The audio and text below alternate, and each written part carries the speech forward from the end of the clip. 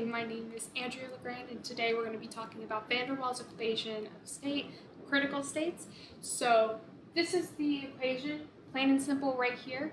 And so this is used for supercritical gases, well, gases at supercritical temperatures and pressures. So this is when the pressure or temperature is so high that the gas does not behave like an ideal gas, and therefore we cannot use the ideal gas law of PV equals nRT. And so instead, van der Waal came up with this.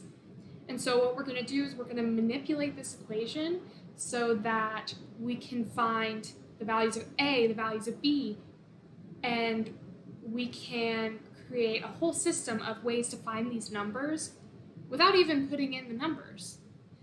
And so when we're talking about this, let's look at it as a pressure versus volume graph. So it starts out looking normal, right? Well, not with that, but it starts out looking normal, and then it starts to become a bit interesting. It starts to have a point of inflection. And so that's where our supercritical point is. So with this equation, you would think, oh, the V is probably volume. Kind of. So our V right here is molecular volume. So this is our volume of our gas, the volume that a mole of this specific gas takes up. Our B is our actual volume. And then our A value is the attraction constant. So that's just a constant for the gas itself. So the P and the T, these are at supercritical points. So this isn't just your standard P. This isn't just your standard T. This is at a supercritical point. I personally just am not putting down the C's because that'll take a lot of time, and I'm afraid that I will forget randomly. So just remember that technically there's supposed to be a little C underneath, but I'm lazy and I will admit it. So what we're going to start with when we're going to manipulate this is we are going to take the derivative. So we have d of P over d of V. And so that is going to be negative RT over V minus B squared plus 2A over V cubed. And then we're going to take the second derivative as well. So we have d2P over dV squared, well, 2. And then that gives us 2RT over V minus B cubed minus 6A over V to the fourth. And so we can have this end up being our 2A over V cubed is equal to RT over V minus B squared, so that they are equal to each other. And so what we're going to do is we are going to take the reciprocal of one of the derivatives and multiply it by the other one. So let's take the reciprocal of our second derivative. So we're going to do 2A over V cubed multiplied by V to the fourth over A. And that is equal to RT over V minus B squared multiplied by V minus B cubed over 2RT. So we can simplify this further. Scooch that up a little bit more. We can simplify this further. So our A's cancel on this side. The V stays in the top. Our RT's cancel. And the V minus B stays in the top. And if we take this 2, move it over here, that, well, I forgot the 6 right there. That changes this 6 to a 3.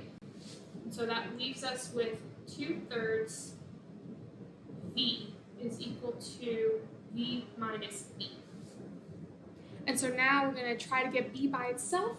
And so from that, we get B is equal to V over 3 because you subtract B over here and then subtract the 2/3 from B, which leaves you with 1/3 V.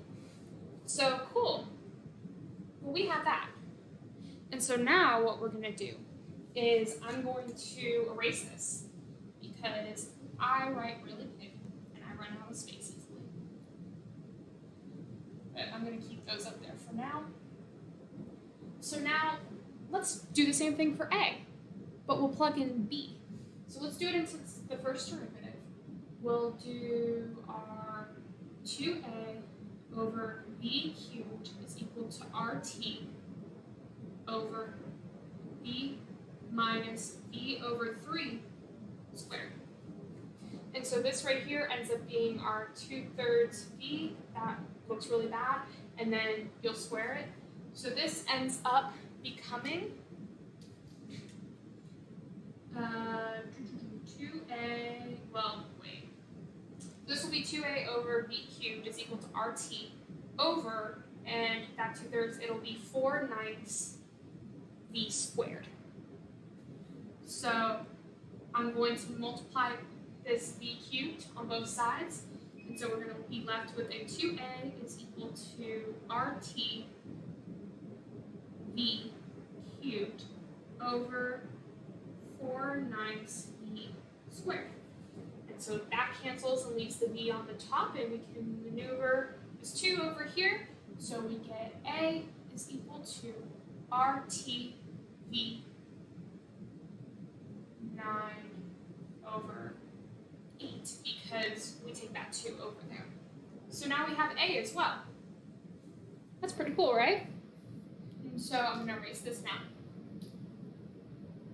We're going to go all the way back to our original equation up here.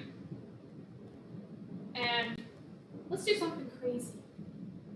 And we are going to plug in that a and b value into our original equation.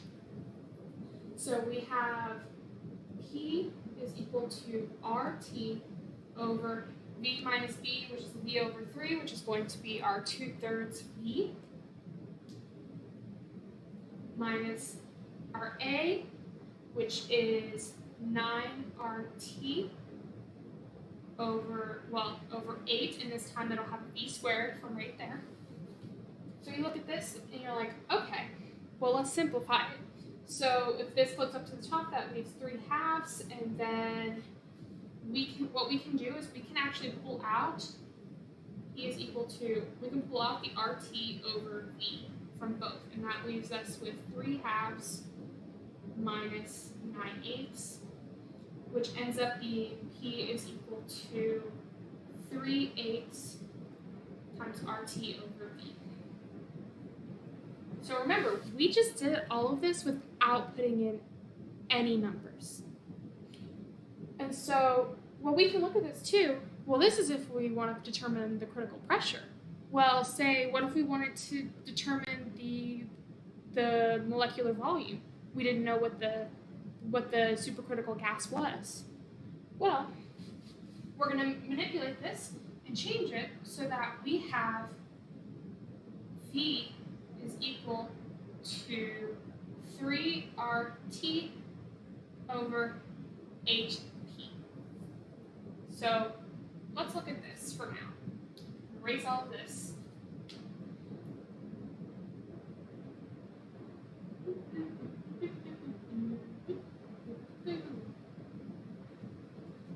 Well, so if we are in a situation that we don't know the molecular volume for the supercritical gas, and we don't even know what the gas is, so we can't even look it up. Well, then how are we going to get this A and B value? Well, we can just do what we did before. And for B, so B is equal to plug this in, so that'll be 3RT over 8P times 1 over 3. And that'll leave us with 1/8 times RT over P. Cool, right? And so now we have our new B. Well, let's do the same thing for A. So A is equal to 9 over 8 RT, and we're going to multiply that by our V, so 3 RT over 8P.